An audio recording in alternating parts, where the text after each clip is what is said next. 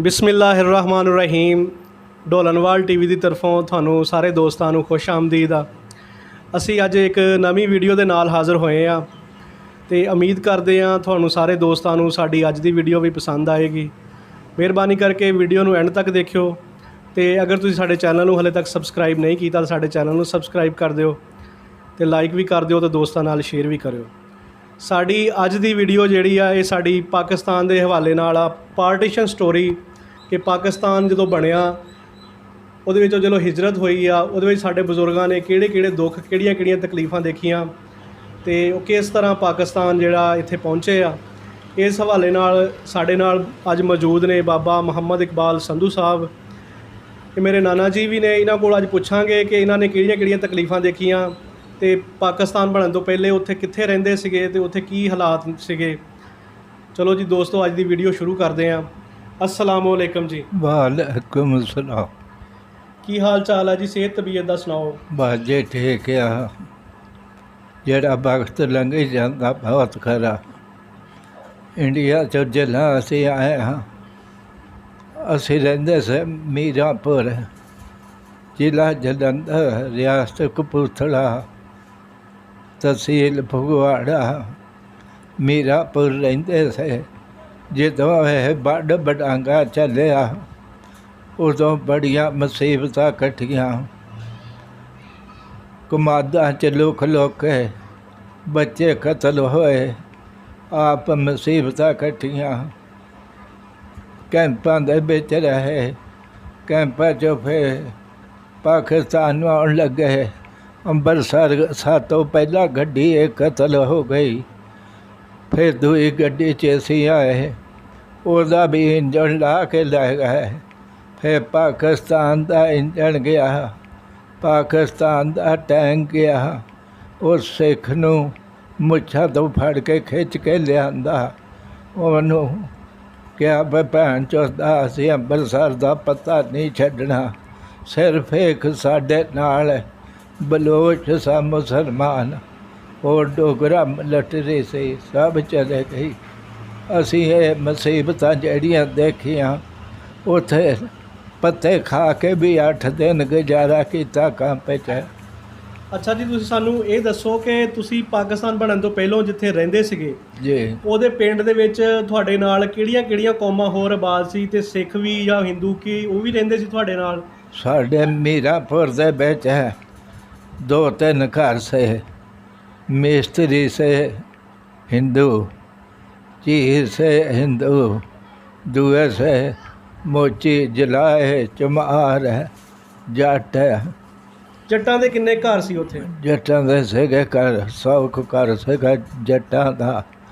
20-30 घर चमारां दे से, 3-4 तरखाना दे से, 2 चीरां दे से, ਹੋਰ ਕੋਈ ਕੌਮ ਨਹੀਂ ਸੀ। ਤੇ ਤੁਹਾਡਾ ਜਿਹੜਾ ਆ ਉਹਨਾਂ ਨਾਲ ਸਲੂਕ ਉਹ ਤੁਹਾਡੇ ਨਾਲ ਪਹਿਲਾਂ ਕਿੱਦਾਂ ਦਾ ਕਰਦੇ ਸੀ? ਕਿੱਦਾਂ ਦਾ ਰਹਿਣ ਸਹਿਣ ਸੀਗਾ? ਇੱਕ ਦੂਸਰੇ ਨਾਲ ਆਉਣ ਜਾਣ, ਉਹਨਾਂ ਦੀਆਂ ਸ਼ਾਦੀਆਂ ਵਿਆਹਾਂ 'ਚ ਹਰ ਚੀਜ਼ ਭਰਾਵਾਂ ਵਾਂਗੂ ਰਹੇ ਹਾਂ, ਭਰਾਵਾਂ ਵਾਂਗੂ ਵਰਤਾਰਾ ਰਿਹਾ। ਕੋਈ ਉਹਨਾਂ ਦੀ ਤਕਲੀਫ ਹੋਈ ਅਸੀਂ ਉਹਨੂੰ ਆਪਣਾ ਸਮਝਿਆ, ਸਾਨੂੰ ਤਕਲੀਫ ਹੋਈ ਉਹਨਾਂ ਨੇ ਆਪਣੀ ਤਕਲੀਫ ਸਮਝੀ। एक दूए का बहुत सलूक न रहिंदा से। जिदण यह बड़ बडांगा चलिया, साडा पिंड बैठा सा एक डुमेली का साध सा, उहदे कोल असी गए। उन फिर साडे ते पहरा रखिया। उधर खाटी साडे नानके से, वो खाटी सारी बड़ दिती। 18 घर नानकियां चों 2 जी आए उत्थों साडे मामे दे पुत, और कोई नहीं बचा। फिर असी कैंपां च आ गए, पडोरी कैंप च आए, फिर गड़े आए, चूड़े वाली आए। फिर उतों असी गड्डियां च बैठे। बहुत मुसीबतां। साडी भैन दा बच्चा छाती ते वड्डिया, कोई 5-7 सालां दा सा। ਉਹਦਾ बेचारी दा कान भी बड़ हो गया। वो पाकिस्तान च आई। 8-8 10-10 दिन पत्ते खाधे आ, सानू राशन न देना। डोगरा मिलटरी, फिर बलोच मिलटरी गई कैंप च, ਉਹ ਕਹਿੰਦੇ ਆਪਣਾ ਇੱਕ ਇੱਕ ਪਸ਼ੂ ਹਲਾਲ ਕਰਕੇ ਖਾ ਲਓ। ਉਹ ਫਿਰ ਅਸੀਂ ਆਪਣੇ ਸਾਰੇ ਖਾਧੇ। ਫਿਰ ਤੜਕੇ ਲਠਰੀ ਬਦਲ ਗਈ। ਉਹਨਾਂ ਨੇ ਫਿਰ ਛਾਪੇ ਮਾਰੇ, ਕਿਉਂ ਕੀਤੇ।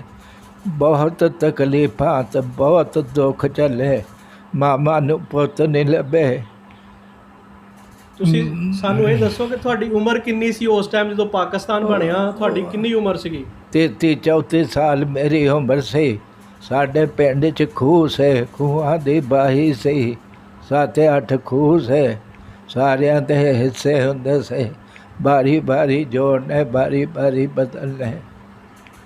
ਉਦੋਂ 33-34 ਸਾਲ ਮੇਰੀ ਉਮਰ ਸੀਗੀ। ਉੱਥੇ ਤੁਹਾਡਾ ਕਿੰਨਾ ਜ਼ਿਮੀਂਦਾਰਾ ਸੀ? ਕਿੰਨੀਆਂ ਪੈਲੀਆਂ ਤੁਸੀਂ ਵਾਹੁੰਦੇ ਸੀ? ਕਿਹੜੀਆਂ ਕਿਹੜੀਆਂ ਉੱਥੇ ਫਸਲਾਂ ਬੀਜਦੇ ਹੁੰਦੇ ਸੀਗੇ? ਦੇਖੋ ਜੀ, ਫਸਲ ਕਮਾਦ ਵੀ, ਮਕਈ ਵੀ, ਹਰ ਫਸਲ ਹੁੰਦੀ ਸੀ ਸਾਡੀ। ਜਿਹੜਾ ਰਕਬਾ ਬਹੁਤ ਅੱਛਾ ਸੀ। ਕੋਈ ਕਲਰ ਨਹੀਂ ਸੀ, ਕੋਈ ਸੇਮ ਨਹੀਂ ਸੀ। ਬਹੁਤ ਅੱਛਾ ਸੀ। ਆਪਣੀ ਬਾਹੀ ਕਰਦੇ ਰਹੇ ਹਾਂ। ਹਰ ਚੀਜ਼ ਹੁੰਦੀ ਸੀ। ਜਿਹੜੀ ਵੀ ਬੀਜਣੀ, ਮਿਰਚਾਂ ਬੀਜ ਲਓ, ਕਮਾਦ ਬੀਜ ਲਓ, ਮੱਕੀ ਬੀਜ ਲਓ, ਆਲੂ ਬੀਜ ਲਓ। ਹਰ ਫਸਲ ਹੁੰਦੀ ਸੀ। ਹਰ ਫਸਲ ਅਸੀਂ ਲਾਉਂਦੇ ਰਹੇ ਹਾਂ। ਖੂਦ ਪਾਣੀ ਨਾਲ ਰੇਜ ਕਰਦੇ ਸੀ। ਨਹਿਰਾਂ ਕੋਈ ਨਹੀਂ ਸੀਗੀਆਂ। ਅਸੀਂ ਸਭ ਕੁਝ ਹੈ ਆਪ ਹੱਥੀਂ ਕੀਤਾ। ਫਿਰ ਉੱਜੜ ਕੇ ਇੱਧਰ ਆਏ ਹਾਂ। ਇੱਧਰ ਵੀ 3-4 ਸਾਲ ਅਸੀਂ ਮਸੀਹ ਵਿੱਚ ਹੀ ਰਹੇ ਹਾਂ। ਰਕਬਾ ਕੋਈ ਨਾ ਮਿਲਿਆ। ਆਪਣੀਆਂ ਮਿਹਨਤਾਂ ਕੀਤੀਆਂ, ਪੇਟ ਪਾਲੇ। ਤੇ ਇਹ ਜਦੋਂ ਉਧਰੋਂ ਤੁਸੀਂ ਇੱਧਰ ਆਏ ਆ ਤੇ ਫਿਰ ਇਸੇ ਹੀ ਪਿੰਡ ਆਏ ਕਿ ਇਹ ਤੋਂ ਪਹਿਲੋਂ ਕਿਤੇ ਹੋਰ ਤੁਸੀਂ ਨਹੀਂ, ਆਏ?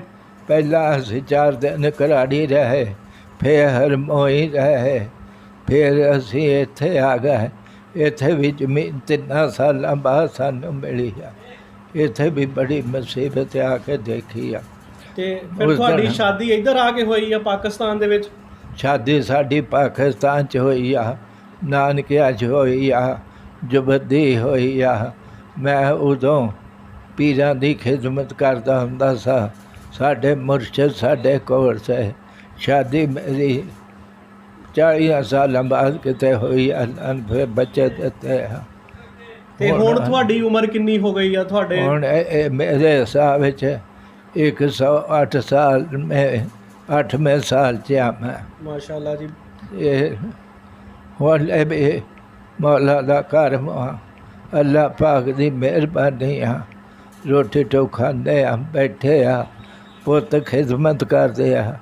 6 ਬੱਚੇ ਆ ਮੇਰੇ, ਸਾਰੇ ਤਾਬੇਦਾਰ ਆ, ਖਿਦਮਤ ਕਰਦੇ ਆ। ਕੋਈ ਤਕਲੀਫ ਨਹੀਂ ਹੈ ਇਸ ਲਈ।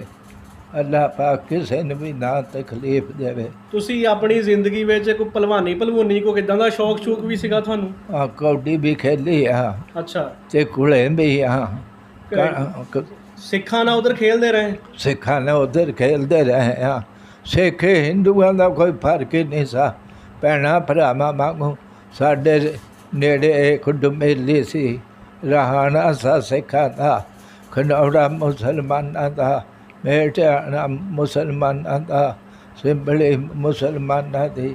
ਸਾਰੇ ਹੁਸ਼ਿਆਰਪੁਰ ਸਾਤੋਂ 12 ਮੀਲ ਸਾ, 12 ਮੀਲ ਜਲੰਧਰ ਸਾ। ਕਿਸੇ ਉੱਥੇ ਪੁਰਾਣੇ ਸਿੱਖ ਦਾ, ਕਿਸੇ ਹਿੰਦੂ ਦਾ ਨਾਂ ਤੁਹਾਨੂੰ ਯਾਦ ਹੋਵੇ ਜਿਹਦੇ ਨਾਲ ਤੁਹਾਡੀ ਉਸ ਟਾਈਮ ਯਾਰੀ ਦੋਸਤੀ, ਜਿਹਦੇ ਕੋਲ ਬਹਿੰਦੇ ਉੱਠਦੇ ਹੋਵੋ? ਉਹ ਸਿੱਖ ਤਾਂ ਬਥੇਰੇ ਸੇ, ਨਾਂ ਬਥੇਰੇ। ਜੀਤੋ ਸੀਗਾ, ਉਹ ਘੁਲਦਾ ਹੁੰਦਾ ਸਾ। ਬਖਸ਼ੀ ਸਾ, ਉਹ ਵੀ ਘੁਲਦਾ ਹੁੰਦਾ ਸਾ। ਉਹ ਟੋਪੀਆਂ ਪਾ ਕੇ ਮੇਰੇ ਤੋਂ ਬੜੇ ਨਾ ਘੁਲਦੇ ਰਹੇ ਆ ਕਾੜਿਆਂ 'ਚ ਸਾਰੇ। ਉਹ ਉੱਥੇ ਦੇ ਸਿੱਖ ਜਿਹੜੇ ਸੀਗੇ ਸਾਰੇ ਭੈਣਾਂ ਭਰਾਵਾਂ ਵਾਂਗੂ ਸੇ। ਡੁਮੇਲੀ ਸਾਡੇ ਕੋਲ ਸੀ ਸਿੱਖਾਂ ਦੀ। ਤੇ ਮੁੜ ਕੇ ਇੱਧਰ ਪਾਕਿਸਤਾਨ ਆ ਕੇ ਤੁਸੀਂ ਫਿਰ ਇੱਥੇ ਵੀ ਘੁਲਦੇ ਰਹੇ ਆ? ਖੇਲਿਆ ਇੱਧਰ ਕੋਈ? ਇੱਥੇ ਵੀ ਕਬੱਡੀ ਖੇਲਦੇ ਰਹੇ ਆ, ਘੁਲਦੇ ਰਹੇ ਆ। ਕਣਕ ਦੀ ਪੈਲੀ 2 ਵਜੇ ਤੋਂ ਮੈਂ ਵੱਢਦਾ ਰਿਹਾ ਇਕੱਲਾ। 3.5 ਘੰਟਿਆਂ 'ਚ ਵੀ ਬਿਗਾ ਵੱਢਿਆ। ਸੇਰ ਕੇ ਵੀ ਪੀਤਾ, ਪੈਲੀ ਵੱਢ ਕੇ ਭਰਾਨ ਪੜਾਉਣਾ ਦੇਸੀ ਕੇ, ਤੇ ਬਹੁਤ ਕੁਛ ਕੀਤਾ। ਇਹ ਜਦੋਂ ਇਹ ਵੱਢਦੇ ਸੀ ਫਿਰ ਸ਼ਰਤ ਲਾਈ ਹੁੰਦੀ ਸੀ ਕਿ ਵੈਸੇ ਹੀ ਇੱਕ ਰੂਟੀਨ ਦੇ ਵਿੱਚ ਹੀ? ਇੱਕ ਦੁਨੀਆ ਵੱਢਦੀ ਸੀ ਤਾਂ ਫਿਰ ਉਹ ਵੱਢਣੀ, ਖੁਸ਼ੀ ਨਾਲ ਢੋਲ ਵੱਜਣਾ। ਅੱਛਾ। ਜਿਲਾ ਵੱਢ ਕੇ ਹਟਣਾ, ਲੋਕਾਂ ਨੂੰ ਪੈਸਾ ਧੇਲਾ ਦੇਣਾ ਬਹਾਦਰੀ ਦਾ। 3.5 ਘੰਟੇ 'ਚ ਬਿਗਾ ਵੱਢਿਆ 75 ਭਰੀਆਂ। ਹਾਲੇ ਵੀ ਬੰਦੇ ਮੌਜੂਦ ਆ ਜਿਨ੍ਹਾਂ ਦੇਖਿਆ, ਜਿਨ੍ਹਾਂ ਦੇ ਸਾਹਮਣੇ ਵੱਢਿਆ ਘੜੀਆਂ ਰੱਖ ਕੇ। ਇਹ ਸਾਰੇ ਕੰਮ ਤੇ ਕਿਲੋ ਘੇ ਜਿਹੜਾ ਤੁਸੀਂ ਉਹ ਉਸ ਵੱਢ ਕੇ ਉੱਤੋਂ ਵੱਢਣ ਤੋਂ ਬਾਅਦ ਫੌਰਨ ਇਕੱਠਾ ਹੀ ਪੀ ਲਿਆ ਸੀਗਾ? ਇਕੱਠਾ ਹੀ ਸੇਰ ਕੇ ਪੀ ਲੈਣਾ। ਮੇਰੇ ਭਰਾ ਨੇ ਗਰਮ ਕਰਕੇ ਐਡਾ ਕੌਲੇ ਦੇ ਵਿੱਚ ਰੱਖਿਆ ਹੋਣਾ, ਉਹ ਸੇਰ ਕੇ ਪੀ ਕੇ ਆਪਣਾ ਉਹ ਹਜਮ ਕਰਨਾ, ਫਿਰ ਵੱਢਣਾ। ਕਹੀ ਦਾ ਕੰਮ ਕਰਨਾ, ਆਪਣਾ ਜ਼ਿਮੀਂਦਾਰ ਕਹੀ ਫੜ ਲੈਣੀ, ਬਿਗਾ ਬਿਗਾ ਕਮਾਦ ਦਾ ਗੁੜ ਸਿੱਟਣਾ। ਉਹ ਕੇ ਪਰਸੀਨਾ ਆ ਕੇ ਰਹਿੰਦਾ ਭਲਾ। ਅੱਜ ਕੱਲ੍ਹ ਦੇ ਮੁੰਡੇ ਕੇ ਕੀ ਖਾਣਾ, ਸਿਰ ਨੂੰ ਤੇਲ ਨਹੀਂ ਲਾਉਂਦੇ, ਫਿਰ ਕੱਪੜੇ ਗਵਾ ਹੁੰਦੇ ਆ। ਹਾਂਜੀ, ਅੱਜ ਅੱਜ ਕੱਲ੍ਹ ਦੇ ਮੁੰਡਿਆਂ ਦੀ ਕਿਹੜੀ ਗੱਲ ਆ। ਇਹ ਤੁਹਾਡੀ ਗੱਲ ਬਿਲਕੁਲ ਠੀਕ ਆ ਵੀ ਹੁਣ ਉਹ ਖੁਰਾਕਾਂ ਅੱਜ ਕੱਲ੍ਹ ਇਹ ਸਾਨੂੰ ਕਹਿੰਦੇ ਆ ਤੁਸੀਂ ਦੇਸੀ ਖੁਰਾਕਾਂ ਖਾਧੀਆਂ। ਸਾਰਾ ਦਿਨ ਤਾਂ ਇਹਨਾਂ ਦਾ ਕੁੜੀਆਂ ਮੁੰਡਿਆਂ ਦੇ ਤੁਹਾਨੂੰ ਪਤਾ ਹੀ ਆ। ਮੌਕੇ 'ਤੇ ਤੁਸੀਂ ਦੇਖਦੇ ਆ ਜ਼ਮਾਨਾ ਕਿਹੜਾ ਆਇਆ। ਅੱਗੇ ਬੱਚੇ ਖਾਲਾਂ 'ਚ ਪਾ ਦੇਣੇ, ਕੰਮ ਆਪਣਾ ਕਰਨਾ। ਹੁਣ ਤਾਂ ਬਹੁਤ ਹੀ ਨਾ ਚੱਕੀ ਚੁੱਲ੍ਹਾ ਚੰਗੇ ਨਾ ਰਿਹਾ ਚਰਖਾ, ਪਤਾ ਨਹੀਂ ਗਲਾਸ ਗਾਲਣੇ ਦਾ। 8 ਪੈਰ ਸ਼ੀਸ਼ਾ ਕੰਘੀ ਅਤਦਾਨੀ, ਸ਼ੌਂਕ ਜਾਗਿਆ ਪੱਟੀਆਂ ਡਾਲਣੇ ਦਾ। ਇਹੋ ਜਿਹੀਆਂ ਦੇ ਹੋਣ ਲਾੜੇ, ਮੰਤਰ ਜਾਪਦੇ ਸ਼ਰਾਂ ਨੂੰ ਟਾਲਣੇ ਦਾ। ਬਥੇਰਾ ਤੇ ਤੁਸੀਂ ਆ ਜਿਹੜੀ ਹਿਕਮਤ ਆ ਇਹ ਤੁਸੀਂ ਇੱਧਰ ਆ ਕੇ ਸ਼ੁਰੂ ਰੋਕੀ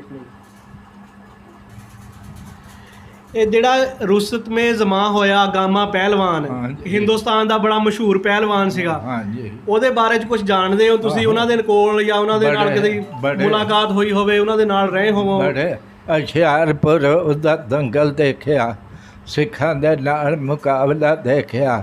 ਉਹਨੇ ਫਿਰ ਹੁਸ਼ਿਆਰਪੁਰ ਦਾ ਦੰਗਲ ਲੜ ਕੇ ਘੁਲ ਕੇ ਫਿਰ ਉਹਨੇ ਆਪਣਾ ਇਸ਼ਤਿਹਾਰ ਛਪਾਇਆ ਸਾਰੀ ਰਸਮਤ ਸਾਰੀ ਦੁਨੀਆ ਦਾ ਵੀ ਜਿਹੜਾ ਮਰਜ਼ੀ ਆ ਕੇ ਕੁਸ਼ਤੀ ਕਰ ਸਕਦਾ। ਉਦੋਂ ਬੜੇ ਜ਼ੋਰਾਂ 'ਚ ਸੇ ਉਹ ਬਹੁਤ ਉਹਨਾਂ ਦੀਆਂ ਕੁਸ਼ਤੀਆਂ। ਗਾਮਾ ਪਹਿਲਵਾਨ, ਫਿਰ ਗੁੰਗਾ ਇੱਕ ਭਲਵਾਨ ਹੋਇਆ। ਡਾਚੀ ਦੇ ਉੱਤੇ ਉਹਨੇ ਪੈਣਾ, ਡਾਚੀ ਨੂੰ ਉੱਠਣਾ ਨਾ। ਉਹਨੇ ਜਿਹੜਾ ਬਾਹਰ ਨਿਕਲਣਾ, ਮਿੱਟੀ ਚੱਕ ਕੇ ਫੂਕ ਮਾਰਨੀ, ਕਹਿਣਾ ਇੱਦਾਂ ਡਾ ਦਊਂ। ਉਧਰ ਮੁਸਲਮਾਨ ਤਾਂ ਹਿੰਦੂਆਂ ਦੇ ਮੁਕਾਬਲੇ ਹੁੰਦੇ ਸੇ। ਮੁਸਲਮਾਨ ਇੱਕ ਪਾਸੇ ਹੋਣੇ, ਹਿੰਦੂ ਇੱਕ ਪਾਸੇ ਹੋਣੇ। ਉਹ ਫਿਰ ਛਿੰਝਾਂ ਪੈਣੀਆਂ, ਘੁਲਣਾ, ਸਾਰੇ ਮੁਸਲਮਾਨਾਂ ਇੱਕ ਪਾਸੇ ਹੋਣਾ, ਉੱਧਰ ਫਿਰ ਉੱਥੇ ਕਿਤੇ ਲੜਾਈ ਵੀ ਹੋ ਪੈਣੀ, ਡਾਂਗਾਂ ਦੀ ਹੋਣੀ। ਉਹ ਬਹੁਤ ਕੰਮ ਜੀ ਦੇਖਿਆ ਤਾਂ ਬਹੁਤ ਸਾਡੇ ਸਾਹਮਣੇ ਹੋਇਆ। ਗਾਮਾ ਤਾਂ ਇੱਧਰ ਵੀ ਫਿਰ ਆ ਗਿਆ, ਲਾਹੌਰ, ਇੱਥੇ ਫੈਸਲਾਬਾਦ ਵੀ ਫਿਰ ਗਿਆ ਸਾ। ਆਹ ਜਿਹੜੇ ਭਲਵੱਟੇ ਸੇ ਇਹ ਚੱਕ ਕੇ ਤੁਹਾਨੂੰ ਪੱਟੀ ਬਣੀ ਹੁੰਦੀ ਸੀ। ਗਾਮੇ ਪਹਿਲਵਾਨ ਮਹੰਦ ਬਖਸ਼ ਹੁੰਦਾ ਸਾ, ਗੁੰਗਾ ਪਹਿਲਵਾਨ ਹੁੰਦਾ ਸਾ। ਇਹ ਸਾਰੇ ਉਹਦੇ ਚੋਟ ਸੇ ਗਏ, ਲਾਹੌਰ ਵਿੱਚ ਰਹੇ। ਅੱਛਾ, ਜਦੋਂ ਤੁਸੀਂ ਇੱਧਰ ਆਏ ਆ, ਇਸ ਪਿੰਡ ਦੇ ਵਿੱਚ ਆ ਕੇ ਤੁਸੀਂ ਵਸੇ ਆ, ਇੱਥੇ ਪਹਿਲੇ ਕਿਹੜੀ ਕੌਮ ਰਹਿੰਦੀ ਸੀ? ਇੱਥੇ ਕਿਹੜੇ ਲੋਕ ਰਹਿੰਦੇ ਸੀ? ਉਹਨਾਂ ਦੇ ਬਾਰੇ ਸਾਨੂੰ ਕੁਝ ਦੱਸੋ। ਇੱਥੇ ਇਹ ਆਬਾਦੀ ਖੱਤਰੀ ਦੀ ਸੀਗੀ। ਇੱਥੇ ਸਿਆਲਕੋਟੀਏ ਮਜਾਰੇ ਰਹਿੰਦੇ ਸੇ। ਜਦੋਂ ਇਹ ਸਾਨੂੰ ਜ਼ਮੀਨ ਪਈ ਆ, ਉਹ ਹੁੰਦੇ ਸੇ ਸਿਆਲਕੋਟੀਏ। ਸਾਨੂੰ ਕਬਜ਼ੇ ਨਾ ਦੇਣੇ, ਸਾਨੂੰ ਕੁਛ ਨਾ ਕਰਨਾ, ਉਹਨਾਂ ਨੇ ਚੌਧਰ ਕਰਨੀ। ਅੱਲਾ ਪਾਕ ਨੇ ਸਾਨੂੰ ਇੱਥੇ ਆਇਆ ਨੂੰ ਪਨਾਹ ਗੀਰ ਸਾਦੇ ਸੇ। ਝੁੰਮਰੇ ਲੜਾਈ ਵੀ ਹੋ ਪਈ। ਇੱਕ ਨੇ ਕਿਹਾ ਗੁੜ ਲੈਣਾ, ਉਹ ਕਹਿੰਦਾ ਪਨਾਹ ਗੀਰ ਕੇ ਦੂਆ, ਉਹ ਕਹਿੰਦਾ ਬਸਿੰਦੀ ਦੇ ਦੇ। ਉਹਨੂੰ ਉਹਦੇ ਮਾਰਿਆ, ਕਹਿੰਦਾ ਕੁੜੀ ਜਾਵੇ, ਸਾਨੂੰ ਕਿਹੜੀ ਪਨਾਹ ਲਾਈ ਆ? ਜਿਹੜੀ ਮਾੜੀ ਚੀਜ਼ ਉਹਦਾ ਨਾਂ ਪਨਾਹ ਗੀਰ ਰੱਖਿਆ ਆ। ਇਹ ਲੋਕ ਸਮਝਦੇ ਨਹੀਂ ਸੀ, ਕਹਿੰਦੇ ਖਰਿਆ ਕਿੱਥੋਂ ਆ ਗਿਆ ਉੱਠ ਕੇ। ਹੁਣ ਅੱਲਾ ਦਾ ਤਰਸ ਆ, ਉਹ ਸਾਨੂੰ ਰਿਸ਼ਤੇ ਦਿੰਦੇ ਆ, ਉਹ ਸਾਨੂੰ ਆ ਕੇ ਮਿਲਦੇ ਆ।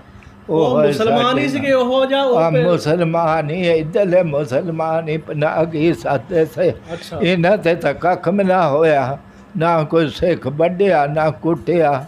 ਇੱਧਰ ਆ ਕੇ ਬੜੀਆਂ ਫੂਕਰਾਂ ਮਾਰਦੇ। ਪਤਾ ਲੱਗਾ ਨਾ ਉਧਰੋਂ ਹੀ ਆਏ ਸੇ, ਕਿਸੇ ਦੀ ਜ਼ਮੀਨ ਆ ਫਲਾਈ ਢੋਲਵਾਲ ਤੇ ਇਹ ਸਾਰੇ ਉਧਰੋਂ ਹੀ ਆਏ ਹੋਏ ਆ। ਲਾਗੇ ਵਾਲੇ ਪਿੰਡਾਂ ਵਾਲੇ ਸਾਰੇ ਉਧਰੋਂ ਉੱਠ ਕੇ ਆਏ ਤੇ ਜਿਹੜੇ ਇੱਥੇ ਲੋਕ ਸੀਗੇ ਢੋਲਵਾਲ ਫਲਾਈ ਇਹ ਸਾਰੇ ਜਿਹੜੇ ਪਿੰਡ ਸੇ ਹਰਮੋਇਆ ਇਹ ਉੱਥੇ ਸਾਡੇ ਕੋਲ ਹੀ ਸੇ ਨੇੜੇ ਨੇੜੇ। ਹਰਮੋਇਆ ਵੀ ਢੋਲਵਾਲ ਵੀ ਫਲਾਈ ਵੀ ਇਹ ਤਾਂ ਉੱਥੇ ਪੀਰ ਹਸਨ ਮੁਹੰਮਦ ਹੋਏ ਹਰਮੋਇਆ 'ਚ। ਇੱਥੇ ਵੀ ਉਹ ਰਹੇ ਲਾਹੌਰ ਕੈਦਖਾਨੇ 'ਚ। ਉਹਨਾਂ ਨੇ ਫਿਰ ਇੱਥੇ ਰਾਵੀ 'ਤੇ ਖੇਲਦੇ ਹੋਣਾ। ਇੱਥੇ ਦਾਦੂ ਭਲਵਾਨ ਸਾ ਉਹ ਫਿਰ 7 ਖੂਨ ਕੀਤੇ ਹੋਏ। ਉਹ ਫਿਰ ਪੀਰ ਦੇ ਪੈਰੀਂ ਪੈ ਗਿਆ। ਉਹਨੇ ਕਿਹਾ ਦਾਦੂ ਤੂੰ ਬਰੀ ਆ। ਉਦੋਂ ਅੰਗਰੇਜ਼ਾਂ ਦੀ ਹਕੂਮਤ ਸੀ, ਉਦੋਂ ਫਿਰ ਉਹ ਬਰੀ ਹੋ ਗਿਆ। ਪੀਰ ਮੁੜ ਕੇ ਚਲੇ ਗਏ ਜਿੱਥੇ ਡੇਰਾ ਲਾਉਣਾ, ਦੁਨੀਆ ਇਕੱਠੀ ਹੋਣੀ। ਇੱਕ ਕਿਸਮ ਦੇ ਬਲੀ ਸੇ ਕੁਤਬ ਸੇ ਜੋ ਮੂੰਹ 'ਚੋਂ ਕਹਿੰਦੇ ਸੇ ਹੁੰਦਾ ਸਾ। ਅਸੀਂ ਉਹਨਾਂ ਕੋਲ ਵੀ ਰਹੇ ਹਾਂ। ਫਿਰ ਅਸੀਂ ਆਪਣਾ ਮੁਰਸ਼ਦ ਫੜ ਲਿਆ, ਮੁਰਸ਼ਦ ਦੀ ਖਿਦਮਤ ਕੀਤੀ। ਫਿਰ ਅਸੀਂ ਆਦਮ ਦਰੂਦ ਵੀ ਕਰਨ ਲੱਗ ਪਏ। ਅੱਲਾ ਲੋਕਾਂ ਨੂੰ ਸ਼ਿਫਾ ਦੇਣ। ਤੁਹਾਡੇ ਮੁਰਸ਼ਦ ਦਾ ਕੀ ਨਾਮ ਸੀਗਾ? ਉਹ ਕਿੱਥੋਂ ਕਿਹੜੇ ਜ਼ਿਲ੍ਹੇ ਤੋਂ ਰਹਿੰਦੇ ਸੀ? ਕਿੱਥੋਂ ਆਏ ਸੀ ਉਹ ਇੱਥੇ? ਇੰਡੀਆ 'ਚੋਂ ਆਏ ਸੇ। ਘਿਆਲਾ ਉਹਨਾਂ ਦਾ ਪਿੰਡ ਸੀ। ਸਜਦ ਦਿਲ ਮੁਹੰਮਦ ਸ਼ਾਹ 16 ਦੇ ਵਿੱਚ ਰਹਿੰਦੇ ਸੇ। ਆ ਚਟਿਆਣੇ ਸਟੇਸ਼ਨ ਕੋ ਉਹ ਸਾਡੇ ਮੁਰਸ਼ਦ ਸੇ ਜਿਹੜਾ ਹਸਨ ਮੁਹੰਮਦ ਪੀਰ ਸੀ। ਉਹ ਸਾਡੇ ਬਾਪ ਦਾ ਮੁਰਸ਼ਦ ਸੀ, ਜੱਦੀ ਪੀਰ। ਮੈਂ ਉਹਨਾਂ ਦੀ ਖਿਦਮਤ ਬਹੁਤ ਕੀਤੀ ਆ, ਉਹਨਾਂ ਦਾ ਸਿਲਾ ਮਿਲਿਆ ਆ। ਸਭ ਕੁਛ ਜੋ ਵੀ ਮੈਂ ਕਿਸੇ ਦੇ ਦਿਆਂ ਅੱਲਾਹ ਪਾਕ ਸ਼ਫਾ ਦਿੰਦਾ। ਬਥੇਰਾ ਲੋ ਜੀ, ਬਜ਼ੁਰਗਾਂ ਦੀਆਂ ਗੱਲਾਂ ਤੁਸੀਂ ਸੁਣੀਆਂ ਵਾ। ਤੁਹਾਨੂੰ ਉਹਨਾਂ ਨੇ ਇੰਡੀਆ ਦੇ ਵਿੱਚ ਉਹਨਾਂ ਦੇ ਜਿਹੜੇ ਕੋਈ ਪੁਰਾਣੇ ਦੋਸਤ ਸੀਗੇ, ਬਜ਼ੁਰਗ ਸੀਗੇ ਜਿਹੜੇ ਸਿੱਖ ਉਹਨਾਂ ਦੇ ਨਾਲ ਸੀ। ਕੋਈ ਜੀਤੂ ਸੀਗਾ, 1-2 ਹੋਰ ਸੀਗੇ। ਉਹਨਾਂ ਦੇ ਨਾਂ ਵੀ ਸਾਨੂੰ ਦੱਸੇ ਆ। ਉਹਨਾਂ ਨੇ ਜਿੱਦਾਂ ਮੁਸੀਬਤਾਂ ਦੇਖੀਆਂ ਉਹ ਵੀ ਸਾਡੇ ਨਾਲ ਦੱਸੀਆਂ। ਫਿਰ ਉਹਨਾਂ ਨੂੰ ਪਾਕਿਸਤਾਨ ਆਉਣ ਤੋਂ ਬਾਅਦ ਇੱਥੇ ਆ ਕੇ ਜਿਹੜੀਆਂ ਮੁਸੀਬਤਾਂ ਉਹਨਾਂ ਨੂੰ ਬਰਦਾਸ਼ਤ ਕੀਤੀਆਂ ਉਹਦੇ ਹਵਾਲੇ ਨਾਲ ਵੀ ਸਾਡੇ ਨਾਲ ਗੱਲ ਕੀਤੀ ਆ। ਆਪਣੀ ਜ਼ਿੰਦਗੀ ਦੇ ਬਾਰੇ 'ਚ ਉਹਨਾਂ ਨੇ ਮੁਖਤਸਰ ਜਿਹਾ ਜਿਹੜਾ ਸਾਡੇ ਨਾਲ ਅੱਜ ਦਾ ਜਿਹੜਾ ਇੰਟਰਵਿਊ ਕੀਤਾ ਸੀ ਉਹਨਾਂ ਦਾ। ਫਿਰ ਕਿਤੇ ਜ਼ਿੰਦਗੀ ਨੇ ਮੌਕਾ ਦਿੱਤਾ ਤਾਂ ਉਹਨਾਂ ਨਾਲ ਤਫਸੀਲੀ ਗੱਲ ਵੀ ਹੋਏਗੀ। ਅਤੇ ਅੱਜ ਦੇ ਵਾਸਤੇ ਸਾਡੀ ਇੰਨੀ ਵੀਡੀਓ ਕਾਫੀ ਆ। ਤਾਂ ਸਾਡੀ ਮਿਹਰਬਾਨੀ ਕਰੋ, ਸਾਡਾ ਚੈਨਲ ਵੀ ਸਬਸਕ੍ਰਾਈਬ ਕਰੋ ਅਤੇ ਸਾਡੇ ਚੈਨਲ ਨੂੰ ਲਾਈਕ ਵੀ ਕਰ ਦਿਓ। ਅਗਰ ਇੰਡੀਆ ਦੇ ਲੋਕ ਜਿਹੜੇ ਪੁਰਾਣੇ ਉਸ ਜ਼ਿਲ੍ਹੇ ਦੇ ਜਿਹੜੇ ਉਹਨਾਂ ਪਿੰਡਾਂ ਦੇ ਸਾਨੂੰ ਦੇਖ ਰਹੇ ਆ ਅਤੇ ਉਹ ਸਾਡੇ ਨਾਲ ਰਾਬਤਾ ਕਰ ਸਕਦੇ ਆ। ਅਸੀਂ ਵੀ ਦੇਖਣਾ ਚਾਹੁੰਦੇ ਹਾਂ ਕਿ ਸਾਡੇ ਆਬਾਓ ਅਜਦਾਦ ਜਿਹੜੇ ਆ ਜਿੱਥੇ ਰਹਿੰਦੇ ਰਹੇ ਆ ਉੱਥੇ ਹੁਣ ਕੀ ਹਿਸਾਬ ਕਿਤਾਬ ਹੈ, ਉਹ ਪਿੰਡਾਂ ਦਾ ਕੀ ਹਾਲ ਆ। ਅਤੇ ਜਿਨ੍ਹਾਂ ਦੇ ਬਜ਼ੁਰਗ ਇੱਥੇ ਰਹਿੰਦੇ ਸੀਗੇ ਅਗਰ ਉਹ ਸਾਡੇ ਨਾਲ ਰਾਬਤਾ ਕਰਨ ਅਤੇ ਉਹ ਸਾਡਾ ਪਿੰਡ ਵੀ ਦੇਖ ਸਕਦੇ। ਇਸ ਪਿੰਡ ਦਾ ਨਾਮ ਆ ਜੀ ਚੱਕ ਨੰਬਰ 110 ਜਿੰਬੇ ਮੁਜੇਵਾਲਾ। ਮੁਲਾਜ਼ਮਾਬਾਦ ਵੀ ਕਹਿੰਦੇ ਆ। ਇਹਦੀਆਂ 10-7 ਆਬਾਦੀਆਂ ਵਾ। ਉਹ ਛੋਟੀਆਂ ਛੋਟੀਆਂ ਆਬਾਦੀਆਂ ਆਲੇ ਦੁਆਲੇ ਜਿਹੜੇ ਪਿੰਡਾਂ ਦੇ ਇਰਦ ਗਿਰਦ ਸਾਡੇ ਆ ਉਹ ਫੈਲੇ ਹੋਏ ਆ। ਅਤੇ ਉਮੀਦ ਕਰਦੇ ਹਾਂ ਤੁਹਾਨੂੰ ਸਾਡੀ ਅੱਜ ਦੀ ਵੀਡੀਓ ਪਸੰਦ ਆਈ ਹੋਏਗੀ। ਬਹੁਤ ਬਹੁਤ ਮਿਹਰਬਾਨੀ ਜੀ। ਅੱਲਾ ਹਾਫਿਜ਼।